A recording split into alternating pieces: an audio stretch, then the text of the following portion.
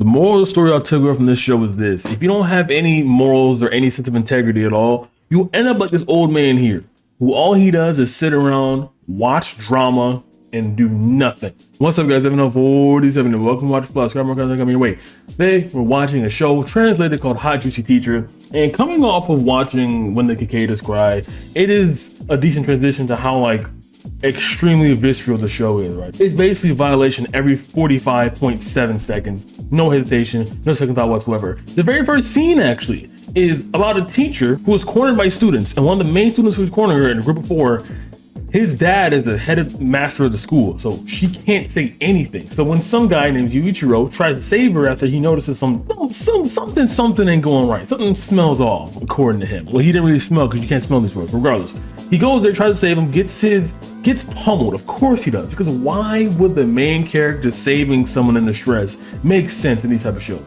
And when the teachers come and hear all the noise, they go, "Oh yeah, Yoichiro did it. We didn't violate her. No, Yoichiro did it." And the teacher went along with it, and Yoichiro has been permanently scarred ever since. Now we flash to present day, where Kaho has hidden in his classroom, and that was his punishment, just to get transferred to a different class. Even if it was a false allegation, shouldn't we try to look into why he did it, how he did it, punish him, even though I'm against that? We can't just let him go. Like, that's kind of weird, because obviously something happened here. So now that he's just going on unpunished, we're kind of getting the whole morality and basically what the school stands for. As long as you get away with it, you're okay. That's basically the school's principle. Like, if we ain't hearing about it, we ain't seeing it, it didn't happen. You know what I'm saying? Even if it did happen, it probably was for a good reason. That's their whole premise. And the headmaster herself is also insane, and the whole school is insane. But after Yoichiro, we don't really see him until we see Mizuki get violated multiple times for no reason. This show, I will say this: whenever people talk about this type of anime I watch is just solely focused on women just being tortured the entire show, and that is true because the target audience is, well, degenerate men and women who like watch women getting tortured. You know what I'm saying? That's the target audience. But in this one, it's even a 50-50 split. It's a non-stop theme of the show. Actually, is one of the main tenets because it's how Yoichiro and the main villain end up being together. So we flash after Mizuki gets violated non-stop. We flash Yoichiro. We find Yoichiro basically sneaking around and hearing Mizuki get violated yet again from Kaho, one of the headmaster's lead teachers, and she does whatever she wants. She tortured this man to the point where she made him chug like 30 gallons of Coca-Cola, made him piss all of that out, and then go at it with him again while he's still pissed. Like, it's so why does this show exist? I mean, I know why it exists, but it has me asking that question. Because again,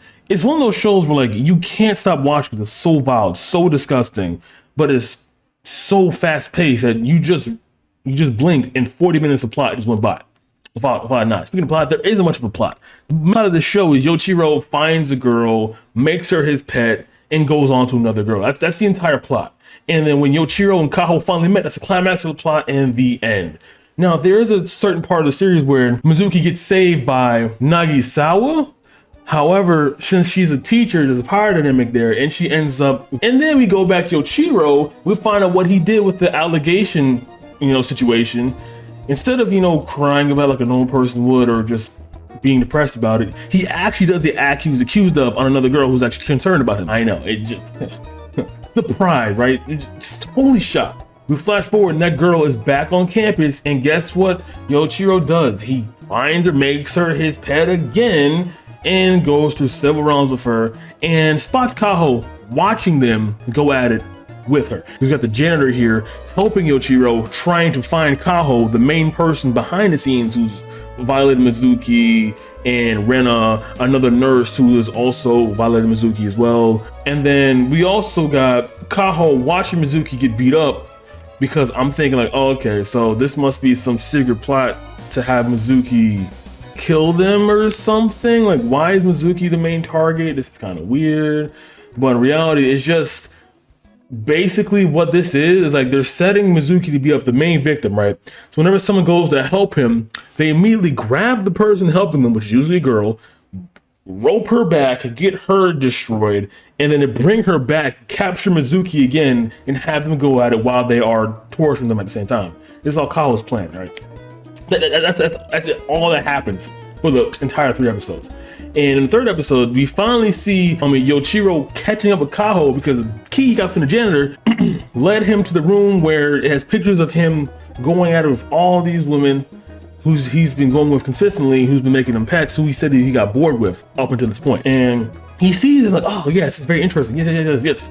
I want to chase her next. However, let me go after the swim coach, Shinohara, who has Mizuki, which is this kid right here, in the classroom. And it's not because he's getting revenge for Mizuki, no, just because he just was bored. That's it, he was just bored. He just wanted to spice his life up. And after he messed with Shinohara, he made her his pet, and he's at this point now where he's just like dominating every single girl he ever comes across to. And now he's at the point where like, hey, Kaho, I think it's time for us to meet up. It's time. Let's do this thing. After Kaho goes another round with Mizuki, which, okay, I did not need to see that again. Like, the amount of things Mizuki has gone through, I must say, is equivalent to whatever Kaneki Ken did in Tokyo Ghoul with the whole Jason Awakening. It's that level. Like, it's mind-boggling. And after that, and actually, I forgot something. Right before Kaho and Yoichiro meet, which are the two main villains of the entire story, which I've been building up, Mizuki gets bullied again, like for the 5th time, except he gets saved by a teacher named Hanako, a purple hair teacher, this lady here. And she has a sister whose name I can't remember for the life of me. And we're at the point now where the sister is like, oh, I'm sorry, Mizuki, that you're going through all that pain, but I went through it too. And you know what? It's gonna be okay because Hanako is really strong and cool. And then after that scene, Mizuki and her sister are bonding. We flash to Hanako going at it with herself in the dark of a science lab closet for some reason. I don't know why she's doing this on campus, let alone at all in this series. But the reason why is for this setup scene here, which I can't show obviously because what I just said. Basically, let's go. Yoichiro's next target before Kaho was Hanako, the woman who saved Mizuki from getting bullied the 15,000th time, and also the sister of the little, right? There happened to be some chloroform in that science classroom which made her unconscious, or some other chemical reaction that if you tip it over, it makes a human being unconscious, which I'm thinking in my mind, right? Why would you have that in a science lab? What is the purpose of that? Very questionable. And before Yoichiro can even dive in on the situation now that she's unconscious, bing, bang, boom, he has to hide because Kaho's minions come and do that to Hanako, and now he has to leave and find Kaho because she ruined his plans to violate Hanako. So you catching it so far? Basically what I'm trying to say is they ran into each other when they were trying to ruin Hanako for being a good Samaritan to Mizuki, who was getting bullied and violated again because, well, he's the main target of the show and a main victim to draw out people. He's basically, what basically Mizuki is just bait. People save him, get the bait. That's all it is. Very simple, very simple, very simple. So finally, we get to the climax, the last half of the episode 3. Now, at this point, right, I'm thinking like, oh snap, this is gonna be pretty cool. We get to see revenge, we get to see who really wins this battle. And they have this little like tiny funny moment. The two of them meet in the club room and Kaho pours out 2 glasses of wine or drink, whatever. And then she gives them to Yoichiro. Yoichiro's suspicious as hell because number one, he knows that she is just as suspect as he is. He knows this already because he's seen and heard everything. And the janitor told him some shady behind the scenes stuff too as well. So like he knows everything about this. And my thing is, right, at this point, you're already this deep, right? He's already this deep in it. He's already here. I would say you're already lost since you're in her territory, but he doesn't really concede that because he's like, I'm still dude, I can take care of this. That happens, right? That happens. And at the end of it all, he is the one that gets violated, chains and all, and that's the end of the story. Now, is it gory? Yes, I just forgot about that because I was about to say no, but the amount of blood you see in urine is just uncalled for. It's enough blood and urine to fill an entire well at minimum. It is so much. It is uncalled for. Definitely say if you're bored, go ahead. This is for you. If you don't care about yourself, this is for you.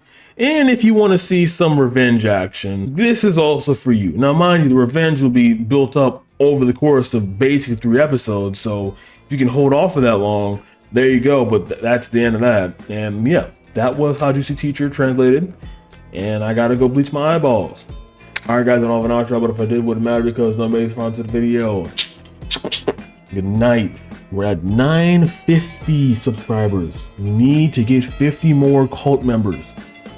That's all we need. That is it. Good night.